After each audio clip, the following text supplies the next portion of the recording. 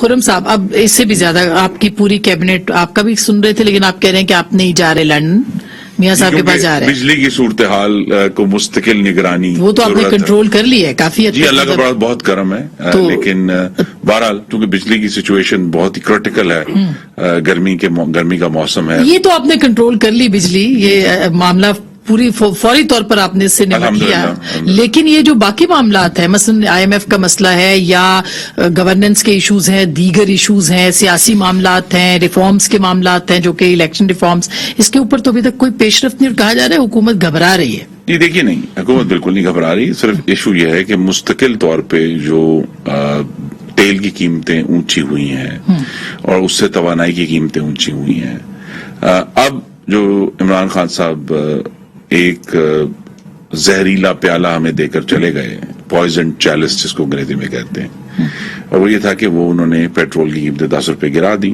اب اس کی جو سبسڈی ہے وہ جب اکٹھی ہونا شروع ہو گئی ہے اور قیمت پیچھے سے بڑھ رہی ہے تو اب یہ کئی 100 ارب میں جا چکی ہے.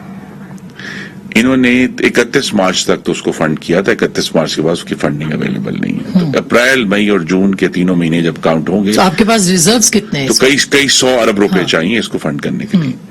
اب یہاں ایشو یہ بنا ہوا ہے کہ پاکستان نے ایک روایتی طور پر اپنے جو دوست ممالک ہیں، چین سے، سعودی عرب سے، متحدہ عرب امارات، لیکن وہاں بھی ایک اور عمران خان زہر کا پیالہ چھوڑ کے گئے ہیں کہ وہ ان تینوں ممالک کو بشمول امریکہ کے ساتھ اپنے تعلقات اتنے مخدوش کر کے گئے ہیں اپنی غلط تقریروں کی وجہ سے.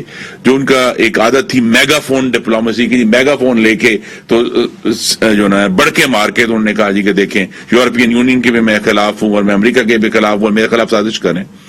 اب ہوا یہ ہے کہ یہ سب ہمارے دوست جو ہیں وہ اب آئی ایم ایف کو انہوں نے ایک معیار بنا لیا اپنا کہ جی اگر آئی ایم ایف جو ہے پاکستان کے جو مالیاتی معاملات کو سرٹیفائی کرے گا تو پھر ہم بھی فوری طور پر اس میں سٹیپ ان کریں گے.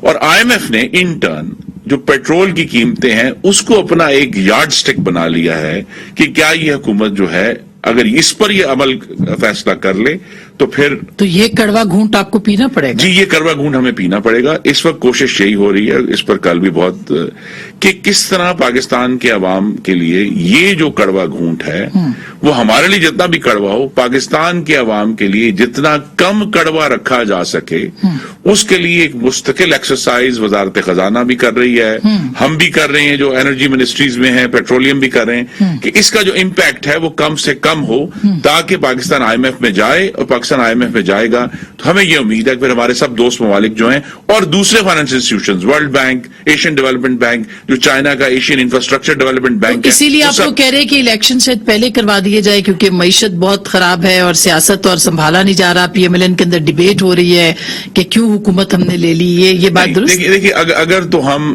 اور ہمیں اس بات پر اللہ تعالیٰ بڑی عاجزی سے کہوں گا کہ ہم سنجیدہ لوگ ہیں، سنجیدہ حکومت کرنا جانتے ہیں، پہلے بھی کی ہے. پاکستان کو دہشت گردی سے نکالا ہے، لوڈ شیڈنگ سے نکالا ہے، کراچی کو پرامن کیا ہے، سی پیک لے کر آئے. کہ اس وقت جو تکلیف ہونی ہے پیٹرول کی قیمتوں کی وہ اس تکلیف سے بہت کم ہے اگر ہم نے یہ عمل نہ کیا. ٹھیک ہے، جس کا آپ نے سری لنکا کا حوالہ بھی دیا.